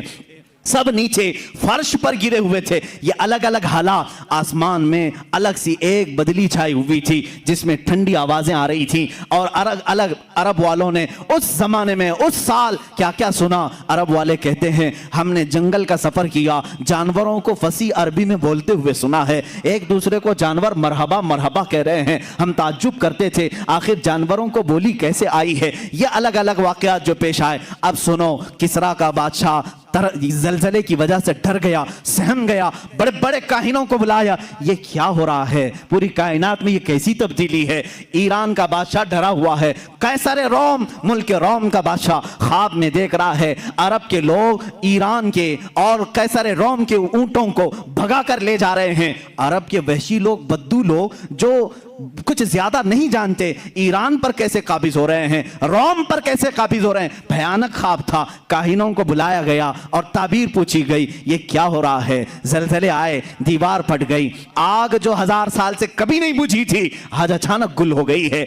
बहरे सावा सूख गया, झील सूख गई, समावा में लबालब पानी आया। यह अनहोनियां हमें नहीं समझ में आ रही। सारे काहिन बैठे, जितने उस जमाने के ज्योतिष रहे होंगे, नुजूमी रहे होंगे, सबों ने कैलकुलेशन किया और बादशाहों से कहा, ऐ बादशाह सलामत, हमने अपने हिसाब से देखा है और हमारी ताबीर जो निशाना बताती है वो वही है जिसको हम शेर में कहते हैं, आई नई हुकूमत, आई नई हुकूमत, सिक्का नया चलेगा। ताबीर एक ही लग रही है। बादशाह सलामत, तुम्हारे ख्वाब की भी ताबीर यही है। कंगोरे गिरे हैं, दीवार फटी है, झील सूखी है, आग बुझी है, सबकी ताबीर हमारे इल्म के मुताबिक तो यही लग रही है। अरब में आई नई हुकूमत, सिक्का नया चलेगा, आलम में रंग बदला, सुबह शब विलादत। ये तो मैं शेर की जुबान में कह रहा हूं। उन नजूमियों ने कहा था बादशाह से, जरूर कायनात में कोई बच्चा पैदा हुआ है जिस बच्चे ने सारी सल्तनतों को हिलाना है। और बादशाहों को उसी दिन नजूमियों ने कहा था, आप खैर मनाओ, आप खैर मनाओ, तुम्हारी सल्तनतें जो 12 पुश्तों से चली हैं, ये 12 कंगोरे गिर गए। ये निशानी है कि अब तुम्हारी हुकूमतें लास्ट एंडिंग पर आ चुकी हैं, इख्तिताम पर आई हैं। बादशाह ने पूछा, क्या ये सुपर पावर खत्म हो जाएगा? जैसे अगर आज जाकर कोई अमेरिका से कहे कि तुम्हें एक छोटा मुल्क खत्म कर देगा, यहां बैठे हुए चंद मजमे आपको हिला देंगे, वो हंसेगा, बोलेगा उनकी क्या ताकत है, हमारा इतना बड़ा निजाम है, क्या क्या हमने नहीं फैलाया है। किसरा ने भी यही कहा था, रोम के कैसर ने भी यही कहा था। हाँ, एक बच्चा पैदा हुआ, कहां पैदा हुआ? अरब में पैदा हुआ, बद्दुओं के यहाँ, जो अरबी लोग हैं, देहाती लोग हैं, और हम पावरफुल, उस जमाने के पॉश लोग, सबसे ज्यादा उनके पास माल, सबसे ज्यादा फौज, असलहे उनके पास। उन्होंने नजूमियों को कत्ल कर दिया, मार दिया। तुम लोग झूठी ताबीर बोलते हो। बादशाह की आदत यही है, उसकी तबीयत के मुताबिक तारीफ करो तो खुश होगा। उससे सिर्फ ये पूछो बादशाह से, आप आम कैसे खाते हैं, तो तारीफ करो, खुश होगा। हर बादशाह की आदत है। इंटरव्यू लो तो ये मत पूछो नोटबंदी क्यों किया था, मत पूछो, ये सब नहीं पूछना। जॉब कहां गई, वो मार डालेगा। तुम ताबीर, ज्योतिष भी सही नहीं हो, तुम ज्योतिष भी सही नहीं हो। हाँ, ज्योतिष ये कहे सारे भाग खुले हुए हैं आपके, सारा सीना चौड़ा हो गया है, देखिए उनको नवाजा जाएगा। किसरा और कैसर ने, ईरान की हुकूमत और रोम की हुकूमत ने भी बेचारे नजूमियों को मार डाला। उन्होंने क्या कहा था, एक बच्चा पैदा हुआ है, तुम्हारी सल्तनतें हिला देगा, तुम्हारी सल्तनतें हिला देगा। हक को एक्सेप्ट करो, बात तुम्हें आज या कल माननी होगी। जो अल्लाह के फैसले हैं वो नाफिज होके रहेंगे। और रसूल के मुतालिक मेरे मौला ने फरमाया, हुवल्लज़ी अरसल रसूलहू बिल हुदा व दीनिल हक लियुज़हिरहू अलद्दीन कुल्ली। अल्लाह फरमाता है, हमने वो रसूल भेजा है, रसूल को हिदायत के साथ भेजा है, यूं ही नहीं भेजा कि तुम नारे लगाते रहो। अल्लाह फरमा लियुज़हिरहू अलद्दीन कुल्ली। अल्लाह फरमा रहा है, सारी कायनात पर मेरे रसूल के दीन को गालिब करने के लिए भेजा। वो रसूल का दीन गालिब आएगा आज या कल, क्योंकि अल्लाह का फरमान झूठा नहीं। फ्रांस में भी इस्लाम आएगा, अमेरिका में भी इस्लाम आएगा, यूरोप में भी इस्लाम आएगा। हाँ, जहां जहां मुनकिरीन होंगे इस्लाम गालिब आएगा। तुम्हें बुरा लगता हो अगरचे, और अल्लाह ने फरमाया, आगे पूरी आयत पढ़ता हूं, लियुज़हिरहू अलद्दीन कुल्ली वलौ करिहल मुशरिकून। अल्लाह फरमा रहा है, अल्लाह अपने रसूल के दीन को गालिब करेगा। हुजूर से पूछा गया ये गालिब कब होगा? حضور نے فرمایا میری اولاد میں ایک میرا بیٹا آئے گا جس کا نام محمد مہدی ہوگا، امام مہدی آئیں گے، اور اس زمانے میں پوری کائنات میں صرف اور صرف اسلام ہوگا، صرف اسلام ہوگا۔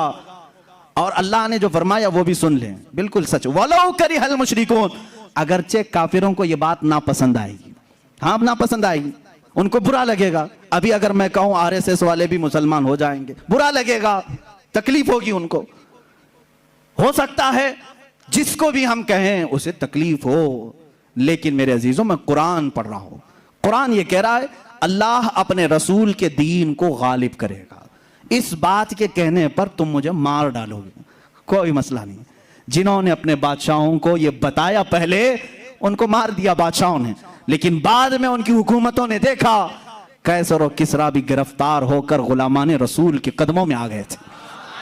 اور جانتے ہو اس شان سے کہ اللہ کے نبی صلی اللہ تعالیٰ علیہ وسلم کی وفات کے صرف 2.5 سال بعد، 5 سال بعد سمجھ، وہ جلال آور خلیفۃ المسلمین عمر ابن خطاب رضی اللہ تعالیٰ عنہ جب مسند خلافت پر جلوہ بار ہوئے، اپنی فوج کو کسریٰ کے پاس بھی بھیجا، روم بھی قیصر کے پاس بھی بھیجا، اور دونوں جگہ بھی فتح ہوئی۔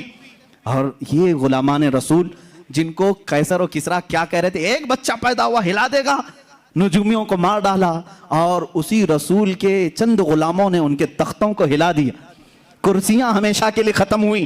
مجھے تاریخ بتاؤ، ایران اور قیصر روم جب یہ ختم ہوئے، آج 14 صدیاں ہو گئی، دوبارہ نہ کسریٰ آیا نہ قیصر آیا، نہیں آیا، ان کا خاتمہ ہونا تھا، ہو گیا۔ عزیزان گرامی وقار، اس شان سے اللہ نے اپنے حبیب کے غلاموں کو فتح دی۔ مسجد نبوی میں مال غنیمت لے کر کے آئے، اور اس میں قالین لے کر آئے جس پر کسریٰ بادشاہ کی کرسیاں لگتی تھی، اس زمانے کا مہنگا قالین جس پر بیٹھ جائے تو لوگ دنیا میں فخر کرتے تھے، میں کسریٰ کے قالین پر بیٹھ کر آیا ہوں۔ جب کسریٰ کا سب دربار ختم ہوا، مال غنیمت مدینہ طیبہ صحابہ لے آئے، حضرت عمر سے پوچھا بہت مہنگا ہے دنیا کا، اس محل کی سب سے قیمتی چیز ہم لے آئے، اس کو کہاں سجائیں؟ حضرت عمر فاروق رضی اللہ تعالیٰ عنہ نے کہا لے جاؤ مسجد نبوی کے دروازے کے باہر رکھو، ہر آدمی پیر پوچھ کر اندر آئے، پیر پوچھ کر اندر آئے۔ اس لیے کہ عمر ابن خطاب رضی اللہ تعالیٰ عنہ دنیا کو یہ بتانا چاہتے تھے، وہ قیصر اور وہ قیصر روم، وہ کسریٰ ایران، تم جس پر بیٹھ کر فخر کرتے تھے، یہ فخر کرنے والا قالین غلامان رسول کے تلووں کے نیچے ہوا کرتا ہے۔ جب تم عشق مصطفیٰ میں کامل ہوں گے، انشاءاللہ العزیز ان کی کرسیاں تمہارے زیر قدم آئیں گی، ہم بھی دیکھیں گے، انشاءاللہ ہم بھی دیکھیں گے۔ ابھی بہت کچھ گنگنایا گیا تھا جس سے لوگوں کو تکلیف بھی ہوئی، لیکن میں پھر بھی کہوں گا ہم بھی دیکھیں گے انشاءاللہ العزیز۔ رب نے اگر ہماری قسمت میں لکھا ہے تو ہم بھی دیکھیں گے، اور امام مہدی کا ظہور ہوگا انشاءاللہ العزیز، ہم بھی دیکھیں گے انشاءاللہ، اسلام غالب آئے گا۔ وَلَوْ كَرِهَ الْكَافِرُونَ وَلَوْ كَرِهَ الْمُشْرِكُونَ، اگرچہ کافر ناپسند کریں، اگرچہ مشرک ناپسند کریں۔ اب میرے آقا صلی اللہ تعالیٰ علیہ وسلم کی ولادت کے سال یہ بڑے بڑے واقعات پیش آئے۔ کیا کیا ہوا ہے؟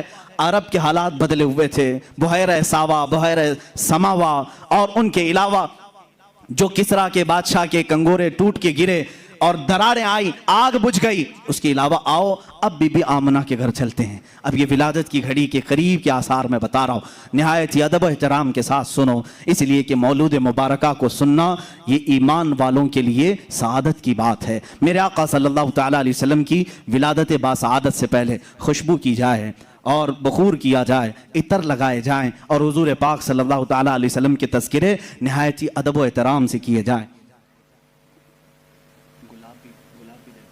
رسول کریم صلی اللہ تعالیٰ علیہ وسلم کی ولادت باسعادت سے پہلے سیدہ بی بی آمنہ رضی اللہ تعالیٰ عنہ فرماتی ہیں، اب سنیں، حضرت بی بی آمنہ رضی اللہ تعالیٰ عنہ فرماتی ہیں جیسے ہی میرے بطن پاک میں میرے بیٹے کا حمل قرار پایا، مجھے کوئی تکلیف نہیں تھی، کوئی آلائش، کوئی اس طرح کی ناپاکی ہم نے نہیں دیکھی۔ حضرت بی بی آمنہ رضی اللہ تعالیٰ عنہ فرماتی ہیں رجب کا مہینہ گزرا، شعبان کا مہینہ آیا، رات کو میں نے ایک مرتبہ دیکھا حضرت موسیٰ علیہ السلام تشریف لائے ہیں۔ موسیٰ علیہ السلام حضرت بی بی آمنہ سے کہتے ہیں آمنہ مبارک ہو، تو نے کائنات کے پورے آقا کو اپنے بطن پاک میں جگہ دی ہے، تجھے سعادت والا ایک लड़का मिलेगा। उसके बाद हजरत बीबी आमना फरमाती हैं रमजान का महीना आया। रमजान का महीना जैसे ही आया हजरत बीबी आमना ने आवाजें सुनी। कहा गया आमिना को हर आलाइश से पाक कर दो, उसके अंदर मौजूद बच्चे को हर तरह के वसवसों से पाक कर दो। अब जब रमजान का महीना गुजरा, शव्वाल का महीना आया, हजरत बीबी आमना कहती हैं शव्वाल के महीने में मैंने देखा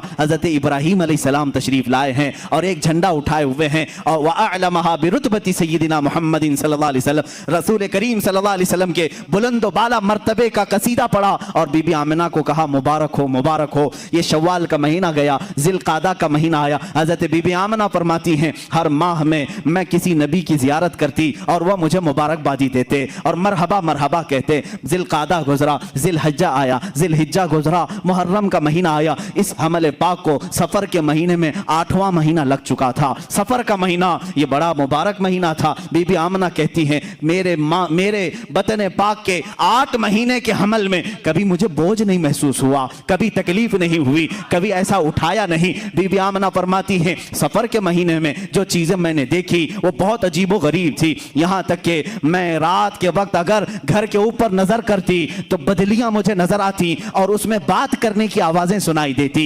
एक दूसरे को कोई मुबारकबादी देता था, मुझे मालूम नहीं था वो कौन सी मखलूक है जो बात करती है। पूरे सफर के महीने में हजरत बीबी आमना फरमाती हैं अजीबो गरीब बातें मैं आसमान पर होते हुए सुनती थी। कुर्बान जाओ मेरे अजीजों, जिस माँ के पेट में हमारा आका जलवाबार है उस माँ की आंखें क्या क्या देख रही हैं। हजरत इब्राहीम को देख रही हैं, इस्माइल अलैहिस्सलाम को, मूसा अलैहिस्सलाम को और कायनात में होने वाले अजीबो गरीब लम्हात को देख रही हैं। अब सुनो, रबीउल अव्वल शरीफ का चांद जगमगाया, हिलाले रबीउल अव्वल आया। बीबी आमना फरमाती हैं अचानक मुझे हुराने जन्नत के तराने सुनाई देने लगे। वो गुनगुनाती थी, रात भर मुझे मीठे मीठे तराने सुनाई देते। बीबी आमना फरमाती हैं रबीउल अव्वल की पहली गुजरी, दूसरी गुजरी, तीसरी गुजरी, ये दिन गुजरते गए, नबियों की बशारतें आई, यहां तक कि रबीउल अव्वल की 10वीं तक मैंने देखा जिब्राइल अमीन तशरीफ लाए हैं और उन्होंने देखा सारे मलाइका से कहा सफ़ें बांध लो, अल्लाह का हबीब आने वाला है। अल्लाह अल्लाह। बीबी आमना फरमाती हैं मैं ये 2 रोज कबल से देख रही थी हुराने जन्नत के तराने, यहां तक कि 11वीं शब आई, 11वीं रबीउल अव्वल आई, उस दिन भी मैंने अजीब व गरीब बातें सुनी, अजीब व गरीब रोशनियां देखी। 12वीं शब आई, कहती है बीबी आमना रज़ियल्लाहु ताला अन्हा मेरी पेशानी से अचानक एक नूर चमका, मेरे घर की दीवारों पर रोशनी हुई। यहां तक कि सैयदा कायनात आमिना सलामुल्लाह अलैहा कहती हैं मैं मक्का में सोई हुई थी लेकिन बसरा के महल्लात को वहीं से देख रही थी, शाम के महल्लात को, मुल्के शाम के महल्लात को मैं उस नूर की रोशनी में देख रही थी। कुर्बान जाओ ऐ सुन्नियो, जिसके बतने पाक में हमारा आका है वो मक्का से बसरा तक देख सकती है, मक्का से शाम तक देख सकती है, तो वो रसूल क्या नहीं देख सकता? और कोई गैब क्या तुमसे नेहा हो भला, जब ना खुदा ही छुपा तुम पे करोड़ों दुरूद। बीबी आमना फरमाती हैं 12वीं शब आई, मैंने देखा मेरी पेशानी से एक नूर जगमगाया, उससे बसरा के महल्लात रोशन हुए, मैंने शाम के महल्लात को देखा। अब यहाँ से मक्का से बसरा काफ़ी 100 किलोमीटर है, शाम 1000 किलोमीटर से ज़्यादा है, इतनी दूर तक बीबी आमना देखती रही। रात के पहर गुजरते रहे, रात के लम्हात गुजरते रहे, वही रात है जिसमें हम और आप बैठे हुए हैं। ये 12वीं शब थी। बीबी आमना की कैसी शब रही होगी अंदाज़ा तो करो। हज़रत आमना फरमाती है मैंने आंख उठाकर देखा तो मुझे फरिश्तों की सफ़ें नजर आई। जिब्राइल कह रहे हैं ऐ मलाइका सफ़ें बांध लो, अल्लाह का नबी आ रहा है। सफ़ें तरतीब दी जा रही हैं, सबके हाथों में मशाले हैं। और अचानक बीबी आमना फरमाती हैं 12वीं शब की आधी रात गुजरी होगी, हजरत जिब्राइल उतरते हुए दिखाई दिए। हजरत जिब्राइल आए, एक मशरिक में झंडा गाड़ा, एक मगरिब में झंडा गाड़ा, तीसरा काबे की छत पर झंडा गाड़ा, काबे की छत पे झंडा गाड़ा, रूहुल अमीन गाड़ा, काबे की छत पे झंडा, ता अर्श उड़ा फरेरा, सुबह शबे विलादत। ये जिब्राइल अमीन ने बशारत दी। मोमिनो सुन्नियो झंडे लहराओ, इसलिए कि जिब्राइल अमीन की सुन्नत है। जिब्राइल अमीन ने 3 झंडे गाड़े, बामे काबा पर भी, मशरिक में भी, मगरिब में भी। मशरिक और मगरिब में क्यों गाड़ा? इसलिए कि बताने के लिए कायनात के इस आलम के आका की खुशियां मनाना मक्का वालों की ही सिर्फ खुशकिस्मती नहीं, सिर्फ मदीने वालों की हिस्से में नहीं, मशरिक और मगरिब में बसने वाले सारी मखलूकात इन दो झंडों के बीच में रसूल की आमद की खुशियां मनाएगी। जिब्राइल अमीन खुशियां मना रहे हैं। बीबी आमना फरमाती हैं रात के आखिरी पहर से अचानक सुबह सादिक का वक्त तुलू हो रहा था। वही साअत, वही घड़ी जिसको इमाम आले सुन्नत ने कहा, जिस सुहानी घड़ी चमका तैबा का चाँद, उस दिल अफरोज साअत पे लाखों सलाम। अल्लाह अल्लाह, ये घड़ी दुनिया की सबसे अजीम घड़ी है, ये साअत दुनिया की सबसे मकबूल साअत है। मैं समझता हूँ न शबे कद्र वहां को पहुंचती है, न शबे रमजान की ईद वहां पर पहुंच सकती है। कोई घड़ी उस घड़ी का मुकाबिल नहीं हो सकती जिस घड़ी में कायनात का आका व मौला जलवाबार हो रहा है। बीबी आमना फरमाती हैं सुबह सादिक हुई मेरे अजीजों और माओं को डिलीवरी के वक्त और विलादत के वक्त दर्द शुरू हो जाता है। दर्द ज़ह जिसको कहते हैं, वो तड़पती हैं। लेकिन बीबी आमना फरमा रही हैं मैं ठंडक महसूस कर रही थी, खुशियां महसूस कर रही थी, पेशानी से लेकर तलवों तक ठंडक ही ठंडक थी। अचानक मेरे घर का दरवाजा बंद था। रात भर तो जन्नत की हूरों के तराने सुनती रही, फरिश्तों की सफ़ों को देखती रही, लेकिन कहती हैं सुबह सादिक होने लगी तो मैंने अचानक मेरे घर में 3 औरतों को आते हुए देखा। वो औरतें बड़ी हसीन व जमील थी, खूबसूरत थी और अजीब शान की थी। वो मेरे घर के अंदर आई, कोई मेरे दाएं खड़ी हो गई, एक बाएं खड़ी हो गई, एक सिराने के पास खड़ी हो गई।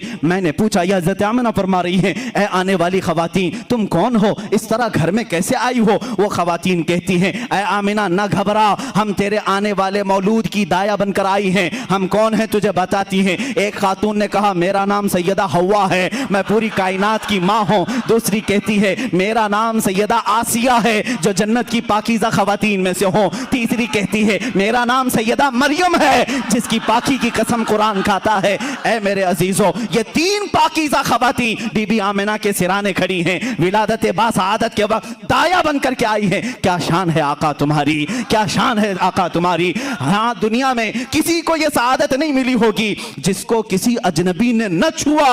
वो बीबी मरियम मेरे रसूल की दाया बनकर आई हैं, बीबी आसिया दाया बनकर आई हैं। अचानक मेरे सैयदा कायनात आमिना सलामुल्लाह अलैहा फरमाती हैं इन दायाओं से बातचीत हो रही थी, सुबह सादिक की घड़ी आई। अल्लाह अल्लाह, वो नूर खुदा, वो रहमत आलम, वो रसूल पाक जिसको कायनात के आका व मौला होने का शरफ अल्लाह ने अता किया, वो इस दुनिया गीती में जलवाबार हुआ। मेरी आंखें थोड़ी देर के लिए बंद हुई।